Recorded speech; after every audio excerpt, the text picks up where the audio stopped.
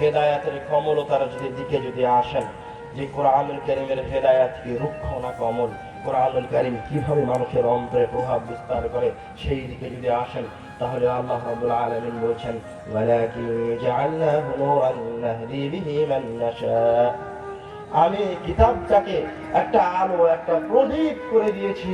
নাহদি বিহি মান নাশা, যাকে ইচ্ছা তাকে আমি কিতাব দিয়ে হেদায়েত প্রদান করি। আপনি আরো স্পষ্ট হন, আপনি আপনার সন্তানকে ভালো কাজ করাতে পারবেন, সে যদি আপনার কথা না শুনে তো আপনি তাকে লাঠি দিয়ে থালাতে নিয়ে যাবেন, কিন্তু আপনি তাকে ভালো কাজে নিয়ে যাচ্ছেন কিভাবে? বল প্রয়োগ করে, শক্তি দিয়ে। কিন্তু আল্লাহ রাব্বুল আলামিন বলছেন কোরআনুল কারীমের হেদায়েত যে আপনাকে দিবে, কোরআনুল কারীম যে আপনাকে হেদায়েতে নিয়ে আসবে, জান্নাতে নিয়ে যাবে, এই জায়গায় কোরআনুল কারীম আপনার অন্তরের উপর কোনো বল দিবে না, কোনো বল প্রয়োগ করবে না, কোনো শক্তি খাটাবে না। আল্লাহ রাব্বুল আলামিন এক একটা ভাষাগত তিনি নিচে নামতে লাগলেন। নিচে নামতে নামতে নামতে বলছেন পৃথিবীর মানুষ মনে রেখো, ইহুদি খ্রিস্টান যদি মায়ের সাথে জেনা করে থাকে তো আমার উম্মত তাদের সাথে মিল দিতে গিয়ে মায়ের সাথে জেনা করবে।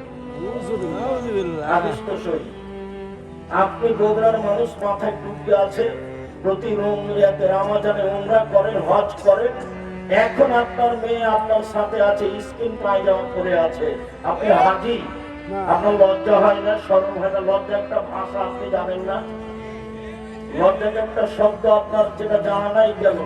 রাসূল সাল্লাল্লাহু আলাইহি সাল্লাম বলছেন এইভাবে, আর আল্লাহ বলছেন বুঝে না ওরা অন্তর আছে, বুঝে না, দেখেও দেখে না ওরা, চক্ষু আছে দেখে না, শোনেও শোনে না ওরা, কান আছে শোনে না। উলাইকা কালানাম, তারা পশু প্রাণীর মতো, তারা গরু ছাগলের মতো, তারা কুকুর শ্রীগালের মতো, ভালো মজার বরং তার চেয়ে খারাপ। আপনাকে আমি কুকুর শ্রীগালের চেয়ে খারাপ বলে বলি, আর আপনার পরিবারকে আপনাকে যদি আমি অশিক্ষিত প্রমাণ করতে না পারি, আমি জাতির সামনে বক্তব্য দিব না। যেই টিভিতে ল্যাংটা মেয়ে নাচছে, সেই টিভির সামনে বসে আছেন আপনি, আপনার স্ত্রী, আর আপনার মেয়ে, আপনার ছেলে, আপনার বৌমা, সবাই মিলে বসে আপনি একটা ল্যাংটা মেয়ে দেখেন, তখন আপনি শিক্ষিত? তখন আপনার লজ্জা আছে? তখন আপনি পশু প্রাণীর চেয়ে ভালো, যেটা আপনি কুকুর শ্রীগালের চেয়ে খারাপ। যদি আপনার এতে বিশ্বাস না হয়, মন কষাকষি ভাব হয়, দেখেন আপনি আমার সাথে বসেন, পাচ্ছেন, দেখি আপনার অবস্থা কি।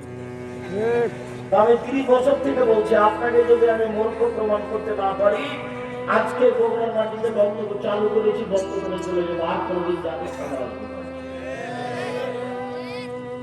রাসূল সাল্লাল্লাহু আলাইহি ওয়াসাল্লাম এটা দুঃখ করে বলেছেন, আফসোস করে বলেছেন, ওরা যদি মায়ের সাথে জেনা করে তো আমার উম্মতের অভ্যাস, মাসলাক, শিষ্টাচার এত খারাপ হবে যে ওদের সাথে মিল দিবে মাথার চুল কাটাতে, ওদের সাথে মিল দিবে দাড়ি চেঁচে ফেলাতে, ওদের সাথে মিল দিবে মেয়েদের নখে নেল পালিশ দেওয়াতে, বড় করাতে।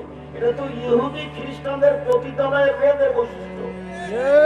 নখ বড় রাখা, নখে নেল পালিশ দেওয়া, এটা তো ইহুদি খ্রিস্টানদের পতিতালয়ের মেয়েদের বৈশিষ্ট্য। তা আপনার চোখের সামনে আপনার মেয়ের নখ বড় আছে, আপনি বলেন না কিছু, তখন আপনি শিক্ষিত? আমি যদি বলি আপনি কুকুর শ্রীগালের চেয়ে খারাপ।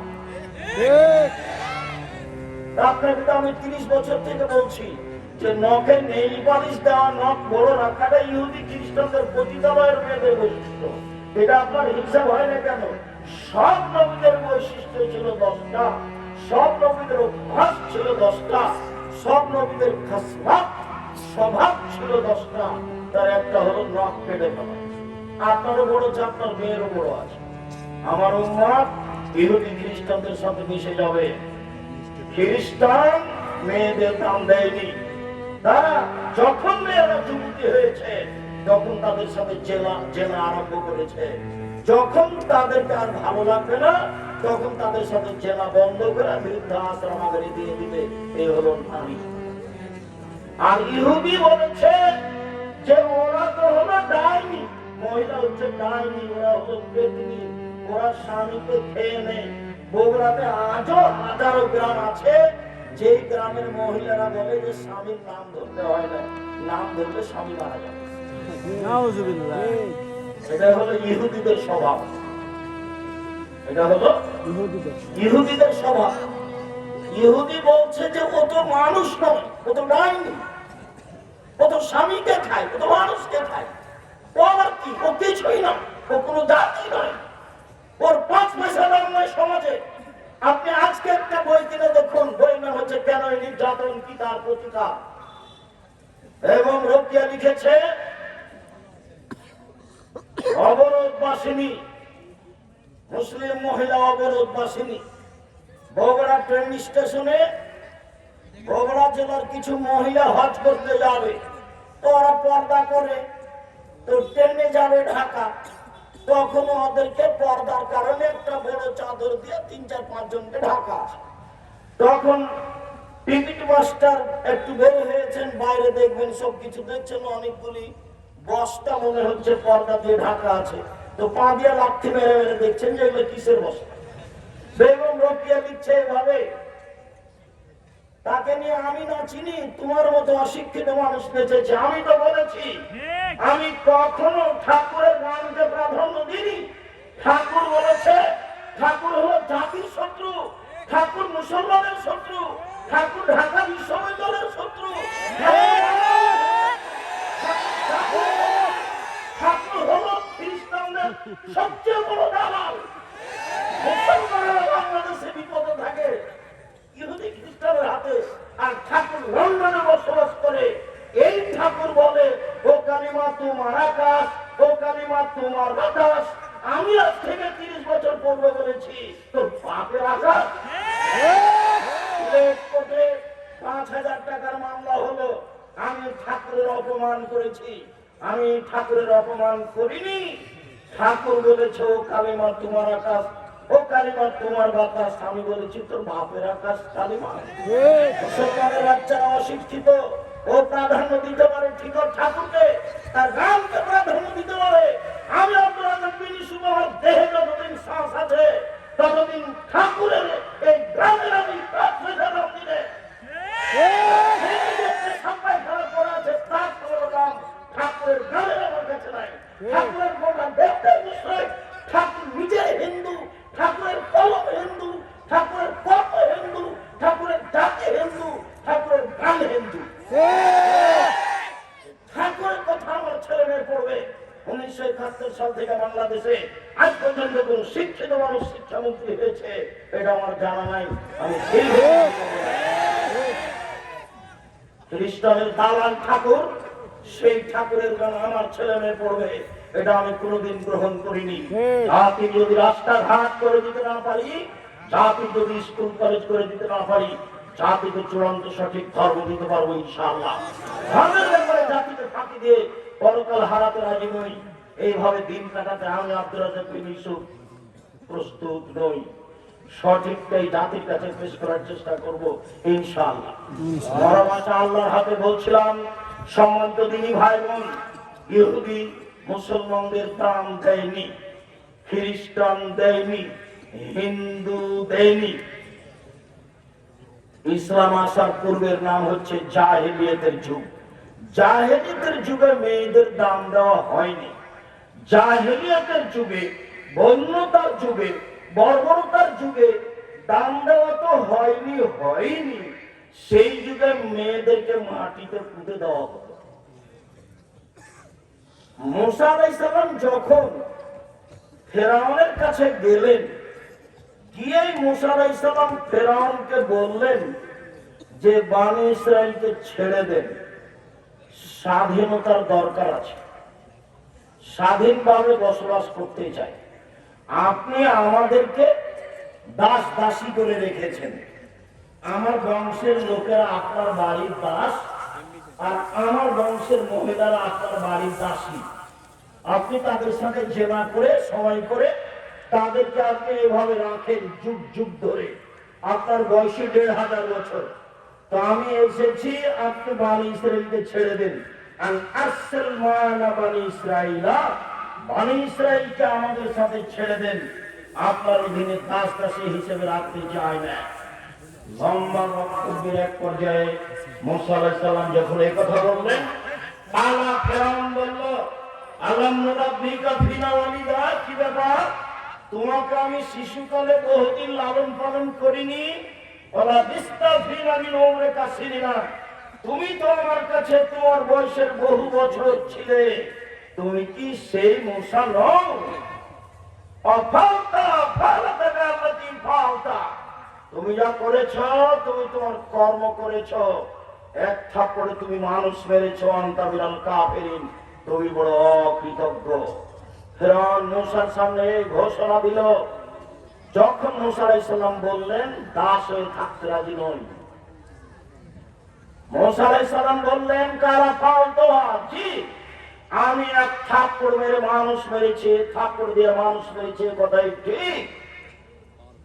এদান ওয়ানা মিনাল যালিমিন, তখন আমি ভুল পথে ছিলাম। ফারাতু মিনকুম, আমি তোমার ভয়ে পালিয়ে গেছি। লাম্মা খিফতুকুম, যখন ভয় করেছি তোমার কাছে থাকলে তুমি আমাকে হত্যা করবে, আমি বহু পথ অতিক্রম করে চলে গেছিলাম।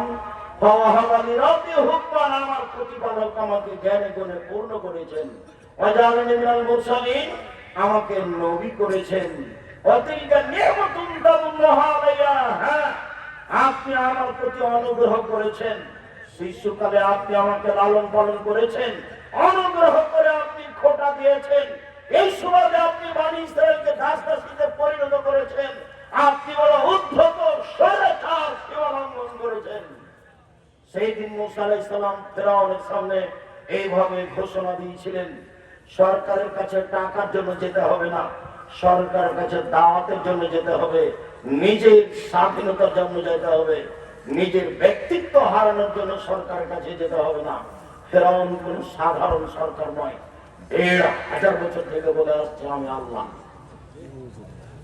এরকম এক ব্যক্তির কাছে গিয়ে মূসা এভাবে বলছিলাম, এই জাহেলিয়াতের যুগ একটার পর একটা চলে আসছে, তারা মেয়েদেরকে মাটিতে পুঁতে দিয়েছে, তাদের সাথে ছেলে অন্যায়ের কোনো হিসাব নেই।